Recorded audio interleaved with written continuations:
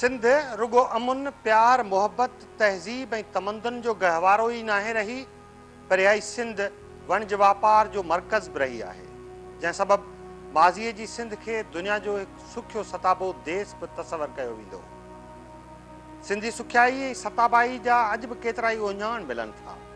उन्हनि उञाणनि में सिंध जे माज़ी जे बंदरगाहनि खे हरगिज़ नज़रअंदाज़ नथो करे सघिजे, छाकाणि त उहे बंदरगाह ई हुआ जिन जे आधार ते सिंध दुनिया सां पंहिंजो वणिज वापार पई कंदी हुई। सिंध जा उहे बंदरगाह न रुगो सिंधू दरिया ते क़ाइमु हुआ, पर केतिरा ई अहम बंदरगाह समुंड जे करे बि वजूद में आया। उन करे समुंड जी अहमियत ऐं अफ़ादियत अॼु बि पंहिंजी जाइ ते क़ाइमु ऐं दाइमु आहे। समुंड जी उन अहमियत खे सिंध जे सदा हयात सूहे ऐं रहबर शाइर शाह अब्दुल लतीफ़ भिटाई बि परखियो ऐं परूड़ियो आहे, ऐं उन परख ऐं परूड़ जे आधार ते ई शाह अब्दुल लतीफ़ भिटाई समुंड जे हवाले सां मुख़्तलिफ़ सुरनि खे सिरजे पंहिंजे रिसाले जी ज़ीनत बनायो।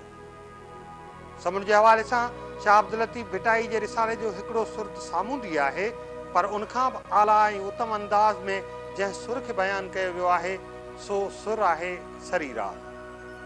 सरी राग सुर में शाह अब्दुल लतीफ़ भिटाई समुंड जी सेवा करण जो दर्स ॾिनो आहे, ऐं इहो वाज़े अंदाज़ में बयानु कयो आहे त जेके माण्हू महिनत ऐं हरफत सां समुंड खे सहीनि था, सही माण्हू समुंड ते क़ाबिज़ ऐं फ़ातिह बि थियनि था। शाह अब्दुल लतीफ़ भिटाई जे रिसाले जे हिन सुर में सिंध वासियुनि लाइ वणिज ऐं वापार जा चिटा इशारा मौजूदु आहिनि। सेवा कर समुंड जी जित जर वहे थो जाल, समय वहन सीर में माणिक मोती लाल, जे मासो मिलनी माल त पूजारा पुर थी। हिकिड़ो त श्री राग बि आहे, ठीकु आहे न। श्री राग जेको आहे किन रिसालनि में पुराणनि में सुराग लिखियलु आहे, त राग सुराग सुठो राग वग़ैरह को इन नमूने में। हाणे इन जी असली माना आहे उन जे लाइ त वरी थोरो खोजना कबी मुहक़क़ जेके ॿुधाईंदा, पर असां वटि टे लाॻीता सुर आहिनि जेके समुंड जे हवाले सां आहिनि, ठीकु आहे न। हाणे उन में हिकिड़ो त मशहूरु जेको आहे नाले सां बि त सामूंडी सुर आहे, सामूंडी। ऐं उन सामूंडी में उन्हनि सामूंडियुनि जो ज़िक्र आहे जेके वणिज ऐं वापार सां मिलनि था। ॿियो जेको घातू आहे त उन में जीअं घातू घर न आया, उन में उहे माण्हू जेके समुंड में वञनि था शिकार जे लिहाज़ खां, मच्छी मारण जे लिहाज़ खां, या ईअं अॻिते वञनि था, उहो मुहाणनि जो सुर आहे, ईअं खणी चइजे। हालांकि असां वटि मिठे पाणी जे मुहाणनि जो सुर कामोड बि आहे, पर हीउ घातू जेको आहे सो ख़ासि तौर ते खारे पाणी जे ऊन्हे पाणी जे उहो जो सुर आहे। हाणे श्री राग श्री राग सरी राग सुराग जेके जीअं बि उचार कयोसि उहो इन जे विच जो सुर आहे। मौज़ू हिन जो बि समुंड आहे, समुंड में वञणु आहे, समुंड में पंहिंजो पाण खे पंहिंजी ॿेड़ी खे संभालणु आहे, ॿेड़ी खे मखणु आहे, बचाइणु आहे, सलामतीअ सां उकरी वञणु आहे, या वञी वरी सलामती सां मोटणु आहे। असांजे आलमनि जेका सरी राग जी माना कई आहे उहा मुख़्तलिफ़ तरीक़नि सां कई आहे। हिकिड़नि त उनखे सिर्फ़ु नालो ॾिनो आहे त इहो कंहिं ठाठ जो या सुर जो नालो आहे। ॿियनि उनखे सर राग या अॻवान राग या रागनि जो अॻवान करे उहा माना ॾिनी आहे। ऐं किन आलमनि त वरी उनखे श्री राग करे लिखियो आहे। श्री मां मुराद मोतबर या मथाऊं या अॻवान राग उहो आहे। मुंहिंजी सम्झ में इहो थो अचे या मूंखे इहो लफ़्ज़ इलाही संसिधो थो लॻे त सर माना पाणी, ऐं हीउ पाणीअ जो राग आहे। सर जो लफ़्ज़ भिटाई ॿियनि बि इलाहियुनि जायुनि ते इस्तेमालु कयो आहे। सर में सांझीअ वेर, या सर में पखी हिकिड़ो पाणेरी पंजा। पोइ सर जे नालनि सां असां वटि ॻोठ बि आहिनि इलाही, सराथर जे इलाइक़नि में इन बि सर आहे, बोॾे सर आहे। त माना सर हिन राग हिन लफ़्ज़ खे असां मुंझायूं न संसिधो कयूं त संसिधो इहो त पाणीअ जो राग थियो वञे सरी राग। सिंध में अॼु वापार महिनत ऐं हरफत जी वॾी मार्केट कराची जो शहर आहे। कराची शहर अञा जॾहिं कंहिं नंढड़े ॻोठ निमा हो, तॾहिं सिंध जा ॿिया शहर आबाद हूंदा हुआ जिते वापार जा अनेक इस्म पिया विकामंदा ऐं ख़रीदबा हुआ। उन शहरनि जी अहमियत खे बि लतीफ़ साईं पंहिंजे कलाम में ख़ूब ॻायो आहे, पर पोइ बि हू समुंड जी अहमियत ऐं अफ़ादियत खां उन वक़्तु बि इनकार नथो करे।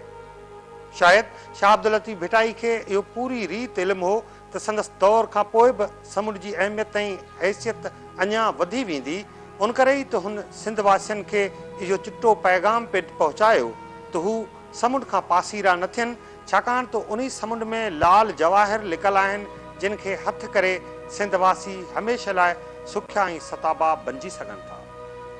से पूजारा पुर थिया समुंड सेयो जिन, आंदाऊं अमीक मां ज्योति जवाहिरनि, लधाऊं लतीफ़ चए लालू मां लहरनि, कान्हे क़ीमत तिन मुल महांगा उन जो।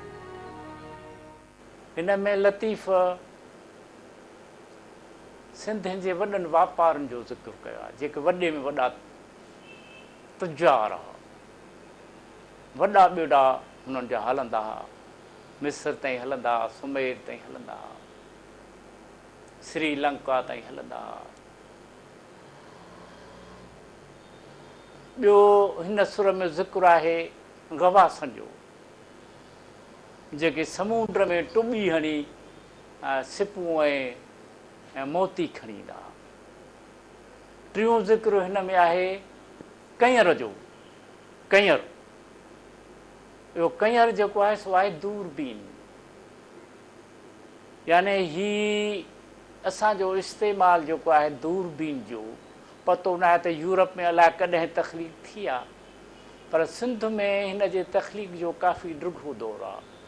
हे समुंड में अंदरि पाए वेंदा ऐं वञी सिपूं ऐं मोती जेको आहे सो उनखे चूंड कंदा हुआ। ॿाहिरि बि ईंदा त उनखे ॾिसी ऐं जेको आहे सो, या खुरदबीनी माइक्रोस्कोप चई सघो था उनखे, कंयर आहे। उनजो ज़िक्र बि लतीफ़ साईं पंहिंजे इन में कयो आहे। ॿियो ज़िक्र जेको अहम नज़र अचे सो आहे वीमो, इंश्योरेंस, जेका दुनिया में थी सघे थो तव्हां उनखे कीअं इंट्रोड्यूस कयो आहे, पर सिंध में उहो 17वीं सदी खां अॻु में नज़र अचे थो, तंहिंजे करे त शाह अब्दुल लतीफ़ उनखे इस्तेमालु कया वीमो। शाह अब्दुल लतीफ़ भिटाई हूअं त पंहिंजे कलाम में पाणी जे समूरे कल्चर खे बयानु कयो आहे, जंहिंमें बरसाति जे पाणी, दरिया जे पाणी ऐं खूहनि जे पाणी जो कल्चर बि शामिल आहे, पर हुन समुंड जे पाणी खे अञा बि वधीक अहमियत ॾिनी आहे, जो खेसि इहो इल्मु हो त समुंड जे पाणी जी मदद सां ई सिंध जो वापारु वधीक तरक़ी करे सघे। समुंड झागणु जेतोणीकि हिकु इंतिहाई मुश्किल अमल आहे, पर पोइ बि हुन समुंड सेहण ते वधीक ज़ोर ॾिनो आहे ऐं उन मुश्किल अमल में मौसीक़ी जे रिधम खे बि शामिल कयो त जीअं समुंड खे झागण वारे कम में बि रोमांस पैदा थिए ऐं उन रोमांस जे नतीजे में माण्हुनि लाइ मुश्किलातूं बर्दाश्त करण जो हौसलो पैदा थिए, जेको हौसलो अॼु जी निंधड़की सिंध जी बि अहम ज़रूरत आहे। हूअं बि सिंध वासी रोमांस से वधीक यकीन रखनि था ऐं शायदि इहो रोमांस ई आहे जंहिं सिंध जे माण्हुनि खे पंहिंजी धरती ऐं उनजे असासनि सां प्यारु करण बि सेखारियो आहे।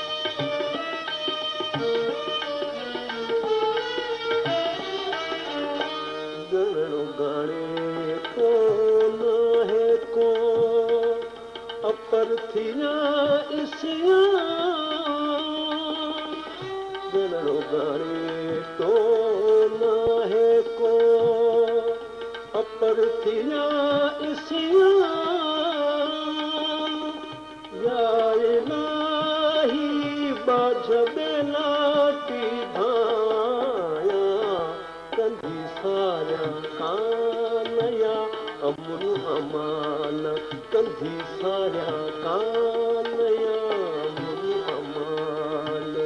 शाह अब्दुल लतीफ़ भिटाई जे रिसाले जो सुर सरी राग बुनियादी तौर मौसीकी जे क़दीम ठाठनि मां हिकु ठाठ आहे जेको बाद में हिकु सुर जी शिकिल में काफ़ी ठाठ में ॻायो वियो। आंझानी होतचंद मूलचंद गुरबख्शानी लिखियो आहे त सुर सरी राग मोल 6 रागनि मां हिकु आहे। मौसीकी जे हिकु वॾे आलम मरहूम सैयद मंज़ूर नक़वी मूजिबि सरी राग खे गायक ऐं नायक सिंधी प्रकाश यानी सिंधी रोशनी जो राग तस्लीम कनि था। सरी राग जो जेको आलमनि या राग जे ॼाणनि जेको वक़्तु मुक़ररु कयो आहे इहो शाम जो वक़्तु आहे, सांझीअ खां थोरो पहिरीं सांझीअ ताईं। हाणे इहो उहो वक़्तु आहे जंहिंमें माल वथाणनि ते अचे थो, पखिया खेरनि में अचनि था, असांजा वणजारा ऐं वापारी जेके आहिनि से मोटी पंहिंजे मंदरनि ते पंहिंजे माॻनि ते अचनि था। त जेको माण्हू न कमाए खटी सलामती सां वापसि अचे थो त उनजे जिस्म में जेका थकावट आहे उहा पंहिंजे माॻ ते पुॼण सां लही थी वञे, उनखे जेका लज़त पुॼे थी उन वक़्तु जेको कुझु झुंगारे थो, जेको कुझु ॻाए थो, जेको कुझु गुनगुनाए थो, इहा रोमानियत आहे जेका सरी राग में अचे थी। ॻाइण जा सुर 6 अहम सुर आहिनि। हिकिड़ो भेरू आहे, हंडूला, मेघा, चौथों आहे सरी राग, पंजों आहे दीपक, 6हों आहे मालको।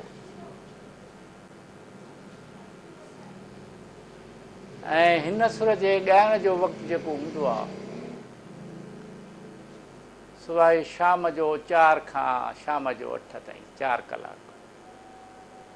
यानी 6 सुरनि खे 4-4 कलाक ॾिना विया आहिनि। इहो आहे जेको मुंहिंजी मालूमात मुताबिक़ थोरी मुताबिक़ त इहो 4 नंबर सुर आहे 6 मां। ऐं लतीफ़ वरी इन खे सुर सामूंडीअ जे लिबास में ॼणो ॻायो आहे ज़रे घटि। ते किथे किथे लिखियलु आहे सुर फिलाणो, किथे लिखियलु आहे सुरूद फिलाणो, किथे लिखियलु आहे राग फिलाणो। त हाणे हुन इहो त आहे हिकिड़ो फ़नकार आहे जेको शाइरी आहे, शाइरी में जेसिताईं मौसीक़ी जो जुज़ न आहे, एलिमेंट न आहे, तेसिताईं शाइरी कामयाबी नथी वञे।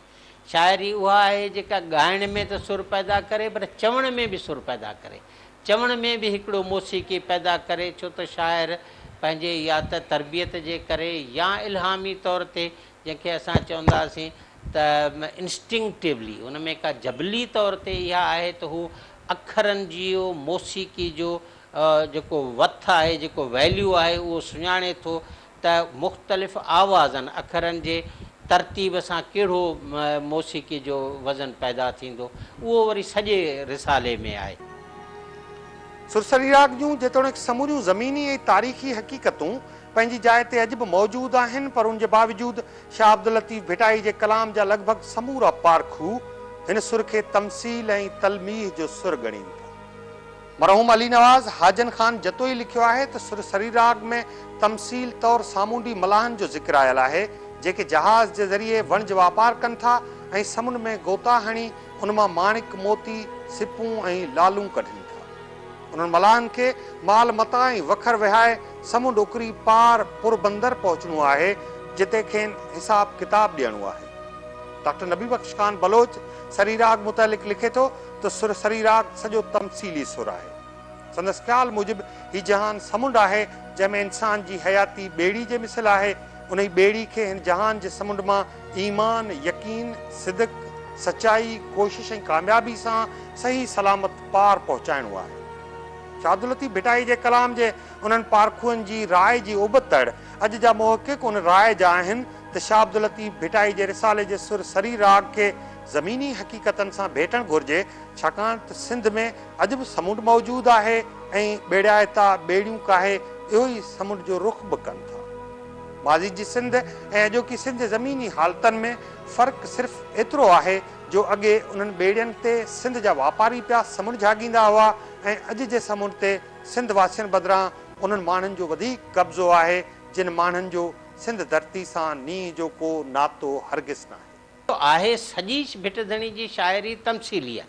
तमसीली इन करे त किसो कोन्हे, एपिक कोन्हे जंहिंमें सॼो किसो बयानु थिए त पहिरीं हीअं थियो, उनखां पोइ हीअं थियो, उनखां पोइ थियो। के ख़ासि कैफ़ियतूं आहिनि।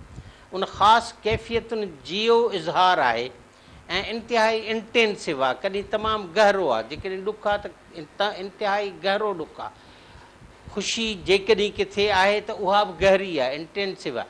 त हाणे जीअं चवनि था हाणे कुझु शयूं मिलियूं पियूं आहिनि, इबादत जी बि ॻाल्हि आहे, तौबाज़ारी जी बि ॻाल्हि आहे, अलाह खे बि यादि करिणो आहे, वरी अचानक हिकिड़ो वापार जी ॻाल्हि आहे, उन में वीमे जी वणजार जी ॻाल्हि आहे, मोती ऐं मरजान जी बि ॻाल्हि आहे, त वरी बि उनखे अचानक इहो ताज़ियानो आहे, वरी बि सुजाॻी करणी आहे, त हुन तरफ़ तोखे ध्यानु नाहे, छॾिणो नाहे, हमेशह यादि रखिणो आहे। त इहा जेका यादि रखण वारी, यादगिरी ॾियारण वारी ॻाल्हि जेका आहे, उहा हुनखे ज़्यादा तमसीली बनाए थी, घटि ज़मीनी थी बनाए। इहो नियो मन लाइन परियां संदे पार ॾियां, इहो नुक़्तो जेको सो हमेशह हावी आहे भिटधणी जे सॼे शाइरी में। परियां संदे पार ॾे उहो आहे, किथे किथे त पंहिंजो पाण उहा यादगिरी ॾियारे छॾींदो, किथे असांजे पंहिंजे अंदरि मां बि इहा ॻाल्हि अची वेंदी। त जेका इंटेंसिटी आहे, तमामु हिकिड़ी शिदत आहे मुख़्तलिफ़ जज़्बात जी, उहा असांखे मुख़्तलिफ़ हंधनि ते मिलंदी ऐं इहो ई शिदत जेका आहे सा हुनखे सिम्बॉलिक या अलामती या तमसीली बनाईंदी। जेको सरीराग आहे उन में जंहिं शइ खे तमसील चयो वञे थो उहा केरु बि वठी सघे थो, यानी उन में मज़हब जी पाबंदी पोइ कोन थी अचे। जेको माण्हू चाहे थो त भई मुंहिंजो माना मूं दुनिया में छा कमायो, अॻिते छा वरितो, उन शइ ॻाणे थो, भिटाई उनखे वखर जी शिकिल थो ॾिए त वखर सो वेहा जो पे पुराणो न थिए, वेचींदे विलात में ज़रो थिए न ज़ा, सा का हड़ हलाए आगह जंहिंजे उभई। चयो त जेॾीमहिल तोड़ वखर सुठो आहे त तूं जेको खणी पियो वञी सौदो त तोखे न को समुंड जो ख़तरो, न को अॻियां सराफ़नि जो डपु, तोड़ सच आहे, तो वटि हक़ीक़त आहे, तूं उनखे उस ताईं पहुचाए। उन लाइ तमसीली ज़रूरत इन करे कान थी पवे त हू ॿेड़ीअ जी ॻाल्हि थो करे, ॿेड़ीअ जे हिसनि जी ॻाल्हि थो करे, सुजाॻीअ जी ॻाल्हि थो करे, ताक़ीद जी ॻाल्हि थो करे, ॿुधाए थो पंहिंजे खे नाखुए खे त तूं पंहिंजो वखर खण, पोइ पंहिंजे हिन तरीक़े सां हीअं सुजाॻ थी वञ, तुंहिंजी ॿेड़ी बि मज़बूत हुजे, टांगे में ताणे ॿध पंहिंजो तुरहो, उन में हाणे कोन ॾींदी को ॿियो तमसील आहे ई कान, साफ़ सुथरी ॻाल्हि पई आहे त टांगे में ताणे ॿध पंहिंजे तुरहे खे टांगे पाणी मां तोखे लंघणो आहे, उतां खां ई तूं तुरहो ॾाढो ॿध, छाकाणि त जॾहिं उन में पुॼंदे त तोखे उते को बि ॿियो ॿेली कोन्हे, उते तुंहिंजो कोई तोखे काई हेल्प कान्हे, जेको हुतां खां खणी निकितो आहीं उहो ई ॿेड़ी अगरि तुंहिंजी ॾाढी मज़बूत आहे, सामान तो वटि सुठो आहे ऐं मोलम या सूंहं जेको आहे उन तोखे सही करे सुहाओ आहे त तूं वञी पंहिंजे बंदर ते पुॼे।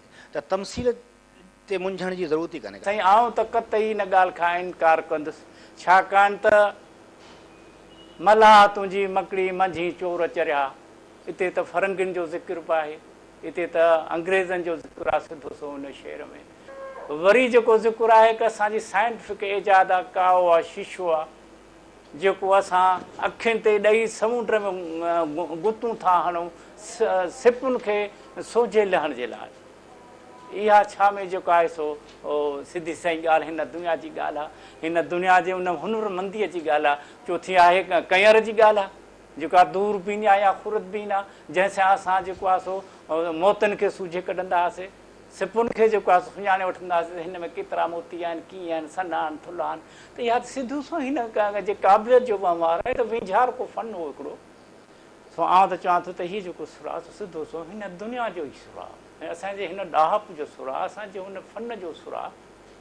त असां कीअं ॿेड़ा किथे वञी पहुचाया, कीअं वञी उन्हनि खे कंदा हुआसीं, कीअं असां उनखे ॿेड़नि जो माल खे इंश्योर करण जो को वॾो हूंदो हो, जे आहे जे वित वे में वित वी में वित करी त कार न करे ॿी का, अहिड़े नमूने सां लतीफ़ जो आहे बैत त जेकॾहिं वीमे जे वित जी तोखे ख़बर पवे त तूं त ॿी कार ई न करे। यानी उन ज़माने में असांजा ॿेड़ा जेके लखनि रुपयनि करोड़नि जे में सामान हूंदो उहे बाक़ाइदे इंश्योर थींदा हुआ। एतिरो उनजो पैसो हूंदो जंहिंजी का हद हिसाब कोन्हे। लतीफ़ बि उन ई चयो आहे, जे वित वीमे जो लही त करे न ॿी कार। तोखे ख़बर आहे त वीमो आहे छा, वॾो कारोबार अथई, हिनखे अंदरि वञी त ॾिसो। त हिते अहिड़ियूं शयूं आहिनि जेके सिधियूं सही हिन दुनिया सां तालुक़ थी रखनि। शाह अब्दुल लतीफ़ भिटाई जे रिसाले जे सुर सरी राग खे अॼु ज़मीनी हालतनि सां बि भेटे सघिजे थो, छाकाणि त हीउ सुर सॼो वणज वापार जे किरदारनि जो सुर आहे। हिन सुर में जिते मोहाणनि मलाहनि वणझारनि ऐं वींझारनि जो ज़िक्र आहे उते ई सामान जा सौदींदड़ सराफ़ ऐं सच तोड़े कूड़ खे परखींदड़ जोहरी बि हिन सुर में मौजूदु आहिनि।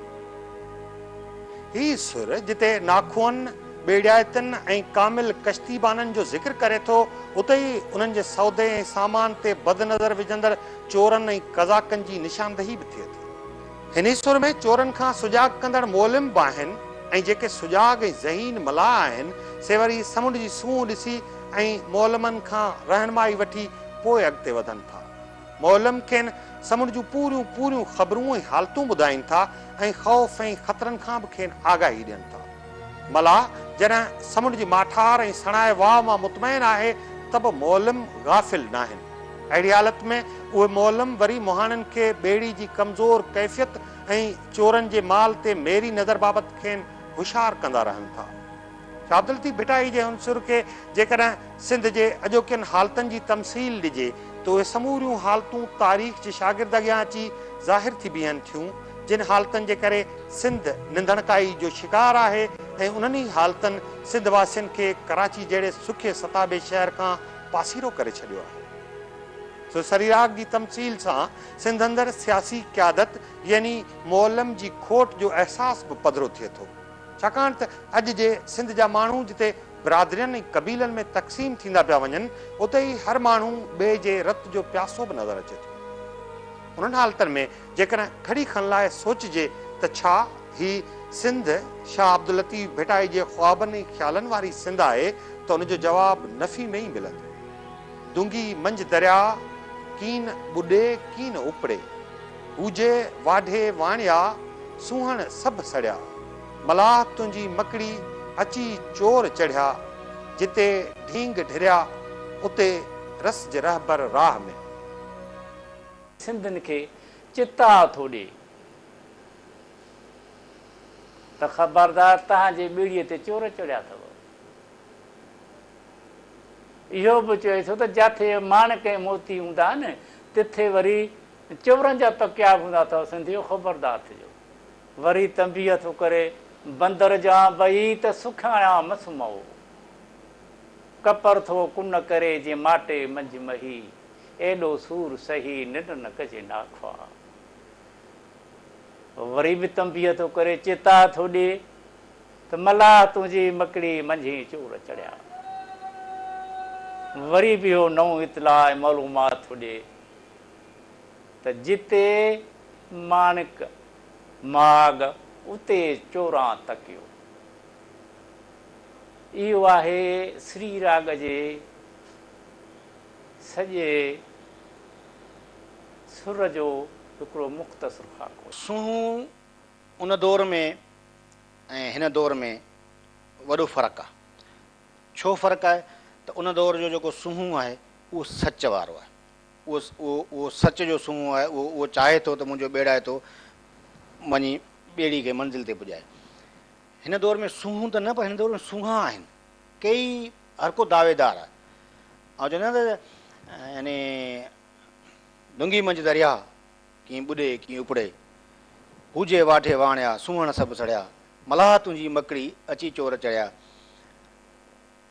त हाणे इहे जेके चोर आया आहिनि चढ़ी इन्हनि सूहनि खे चेंज करे छॾियो आहे, तब्दील करे छॾियो आहे। हाणे हिन दौर जो सूंहं जेको आहे उन चोरनि सां साज़बाज़ आहे।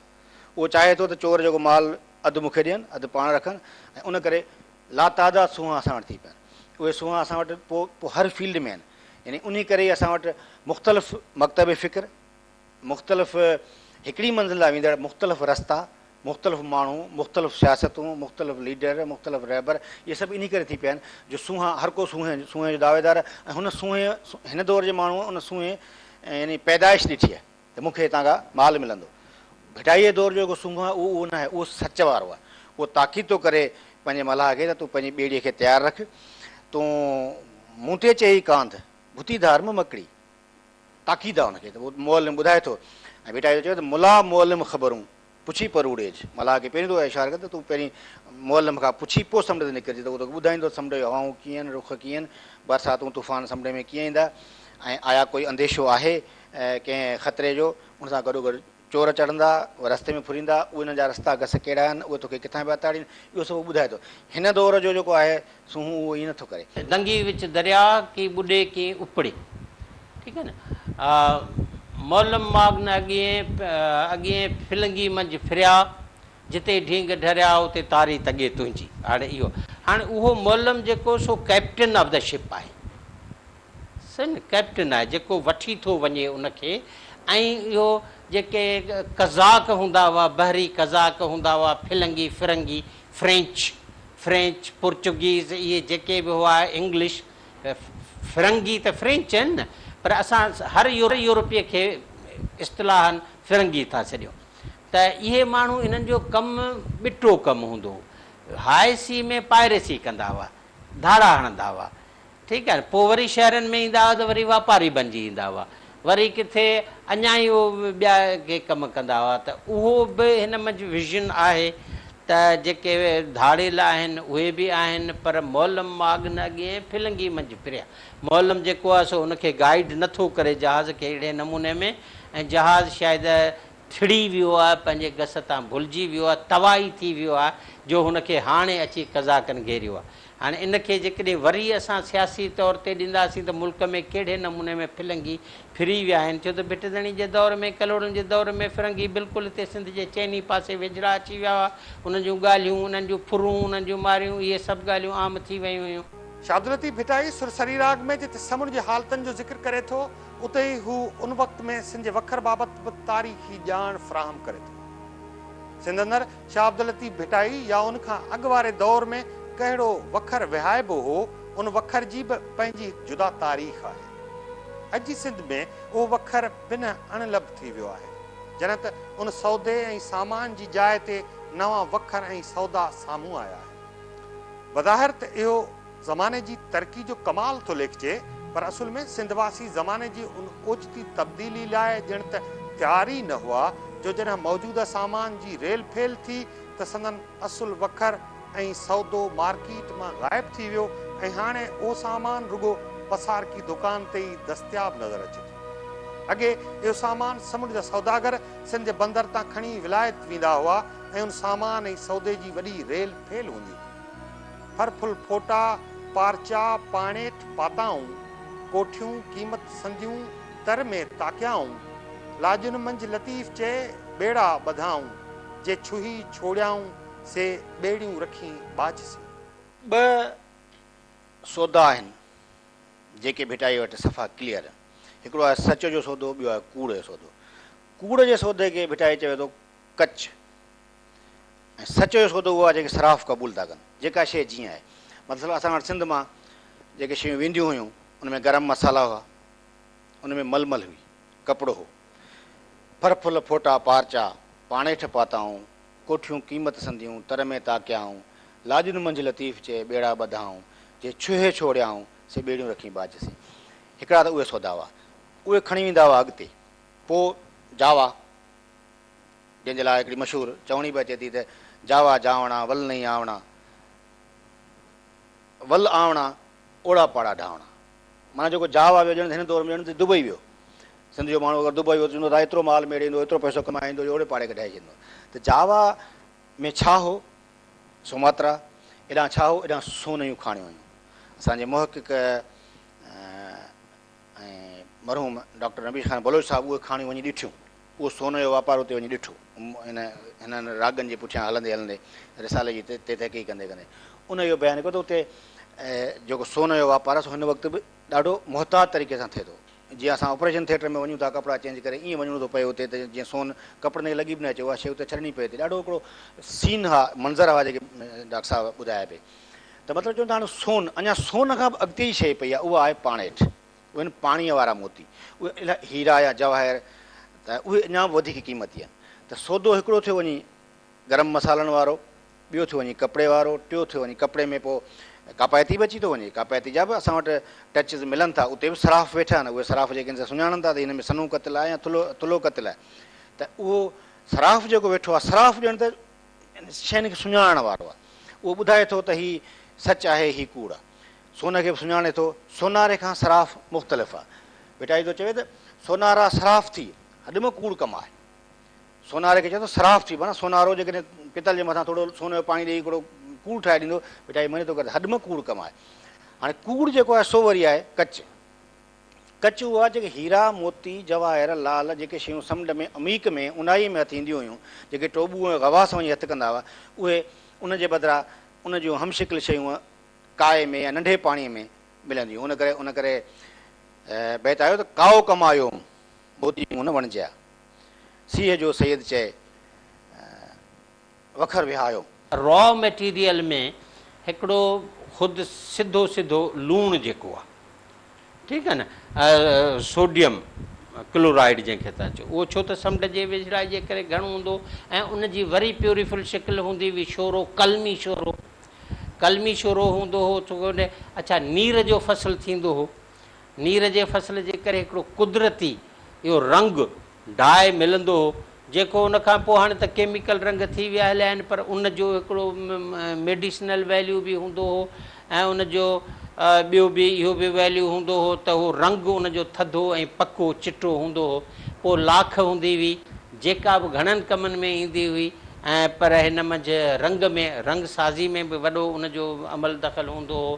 पोइ माखी हूंदी हुई, असां वटि ॿेला तमामु घणा हूंदा हुआ कुदरती तौर ते, माखी वॾे तइदाद में, मखण गिहु वॾे तइदाद में, चमड़ो या चमड़े जूं ठहियल शयूं वॾे तइदाद में, माण्हुनि जो उणियल कपिड़ो ऐं ख़ासि तौर ते इहो फैंसी कपिड़ो जंहिंमें खेसि, जंहिंमें लुंगी, जंहिंमें सूसी, जंहिंमें गरबी, इहे सभु अची विया, या भरतियल शयूं।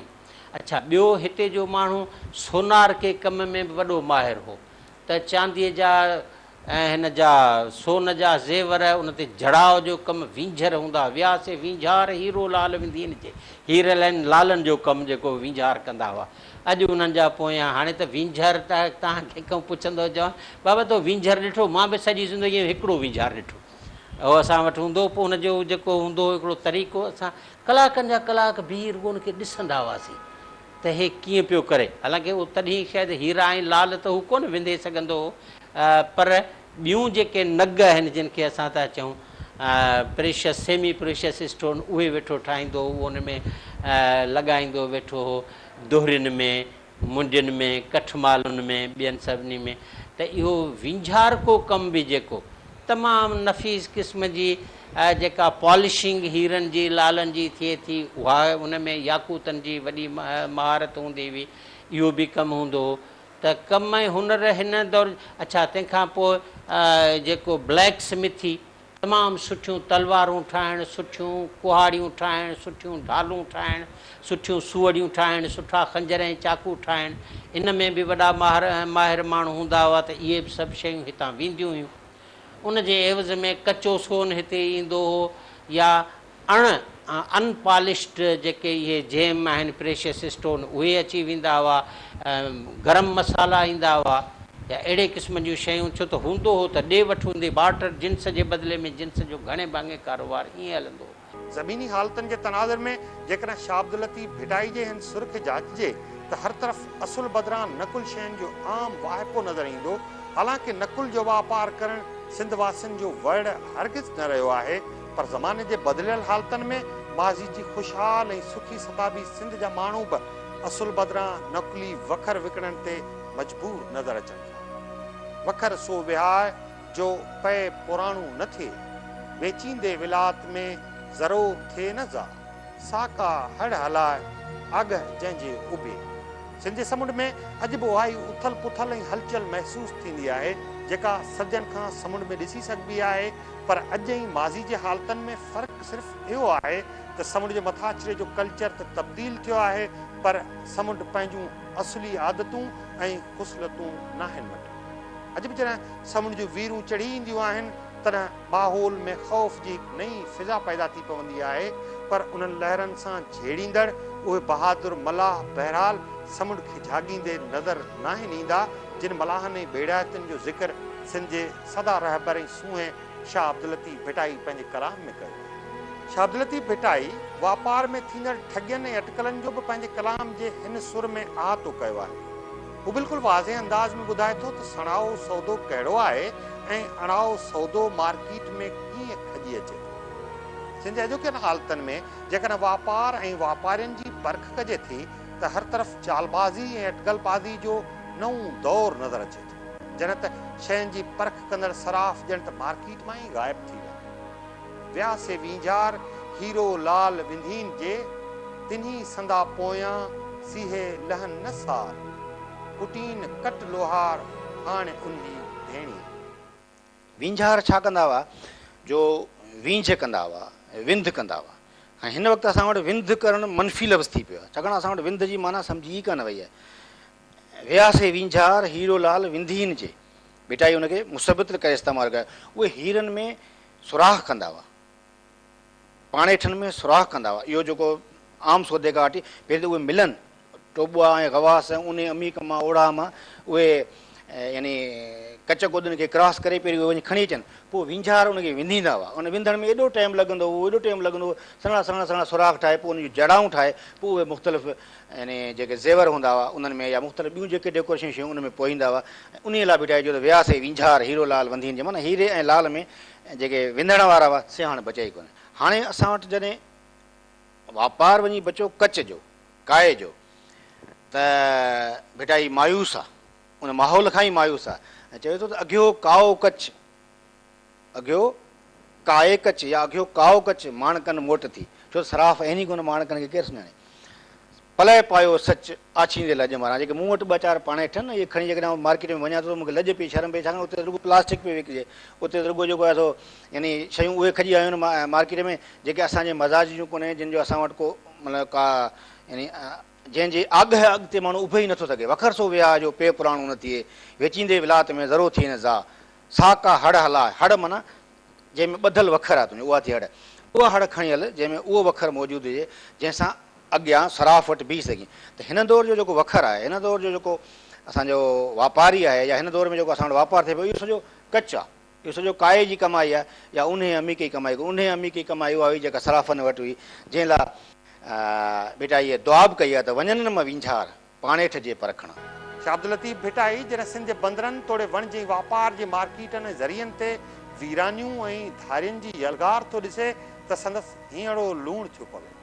हू जॾहिं हीरा ऐं लाल विंधण वारा वींझार ऐं संदनि पोयरनि खे उन ई फन में माहिर नथो ॾिसे ऐं संदनि जाइ ते ॾिसे थो त लोहार पिया रुॻो लोह खे कुटीन, त हू सिंध जे उन्हनि हालतुनि जो बि ज़िक्र करे थो। नसे वहुण वणनि में नसे कातारियूं, पसियो बाज़ारियूं, हींअरो मूं लूण थी। बंदर असांजे बंदर असां खां खसिजी विया नी। हाणे सुवाल आहे त जेसिताईं असां बंदर पंहिंजा न कंदासीं तेसिताईं असांजो वापारु कीअं हलंदो। जेकॾहिं बंदर आहे उन ज़माने में पूरा 19 बंदर आहे, 19 जेकॾहिं न बि हुजनि त 17 त कम अज़ कम आहिनि। 17 बंदर आहे उन ज़माने में। हींअर सिंध खे पंहिंजो हिते जो हिकिड़ो बंदर बि कोन्हे जेको सिंधीअ जो सामान लही ऐं चढ़े। हितां हज़ारे ट्रकूं रोज़ानी हीअं रोड तां वञनि थी पयूं जेके सामान सां डॾिजी थी वञनि। उते तव्हांखे कंहिं सिंधी सनतकार जी का ट्रक हिकिड़ी नज़र अचे थी का सामान खणी बंदर ॾिठी वञे, इहो कोन्हे। इहो त असां सां वॾो हिकिड़ो कलूर थी चुको आहे। आसरो न हिलाइणो, जेकी मुंहिंजी जहान तारी लॻे तुंहिंजे, त माना असांखे या वरी हेकी बान्हे चित में ॿीजा करे हला त जेका शइ असीं हींअर जेके असीं कैफ़ियत ॾिसूं पिया, जेको असीं ॾिसूं पिया धरती या धणी धिकबा पिया वञनि, उहे परे थींदा पिया आहिनि, उन्हनि जी जाइनि ते ॿिया माण्हू अचनि था पिया, वखर ॿियो अचे पियो। असांजे बंदरनि ते असीं आहियूं ई कोन, असांजे बंदरनि ते असांजी ॿोली आहे कोन, असांजे बंदरनि ते असांजा नसे तड़ होड़ाक न वायूं वणझारनि जो, न उहे असांजे इन तड़नि ते उहो होड़ाक आहिनि ई कोन, उहे वणझारनि जो वायूं आहिनि ई कोन। हाणे त उते ॿोली का ॿी आहे, उते सौदो ई को ॿियो आहे। उते त हाणे यानी गन पॉइंट जो दौरु आहे, हाणे उते शयुनि खे परखण जो दौरु आहे ई कोन्हे, उते त हाणे गन पॉइंट जो दौरु आहे। त जेको इहो दौरु आहे, इहो माहौल आहे, इहो असांजे लाइ इशारो आहे त बंदर जाम भए, बंदर जाम भई सुखाणिया म सुम्हो, त असांखे सुख सां न सुम्हणु घुरिजे। असांखे उन बंदर जे भइण जो, बंदर जे वाकनि जो, उन्हनि जो नोटिस वठणु घुरिजे, असांखे जुस्तजू करणु घुरिजे, असांखे पंहिंजी शयुनि ॾांहुं वापसि मोटणु घुरिजे ऐं असांखे वरी बि उन्हनि ते वञी पंहिंजी फतेह ऐं कब्ज़ो हासिलु करणु घुरिजे। शाह अब्दुल लतीफ़ भिटाई जे रिसाले जो सुर सरीराग रुॻो माज़ीअ जी तारीख़ न आहे, पर हिन सुर में परखण वारनि लाइ हाल जूं बि अनेक निशानियूं ऐं ओञाण मौजूदु आहिनि। तारीख़ जा शागिर्द जॾहिं बि शाह जे रिसाले जे हिन सुर जो अभ्यास कनि त हू सिंध जे मौजूदा हालतुनि जी उन सां ज़रूरु तमसील कनि त जीअं खेनि कराची समेत सिंध जे बाज़ारियुनि वण जे वापार जो इदराक थी सघे। समुंड दरिया जीअं सिंध जी मईशत जो अहम जुज़ आहे। उन करे दरिया वांगुरु सिंध वासियुनि खे पंहिंजे समुंड जी बि अवस मालकी करणु घुरिजे त जीअं सिंध वासियुनि जे हथनि मां खिसकंदड़ समुंड वापसि मज़बूत हथनि में अची सघे। तारीख़ सां दिलचस्पी रखंदड़ माण्हू जॾहिं समुंड ऐं उनजे कल्चर जो अभ्यास कनि तॾहिं खे माज़ी अंदरि सिंध में थींदड़ वापार ऐं वखर जो बि अहातो करणु घुरिजे, छाकाणि त सिंध वासियुनि जो मज़ाज अञा बि माज़ी सां जुड़ियल आहे ऐं जेसिताईं हू पंहिंजी तारीख़ जो चिटी रीत अभ्यास न कंदा तेसिताईं खेनि हाल जूं बि अनेक शयूं सम्झ में अची न सघंदियूं।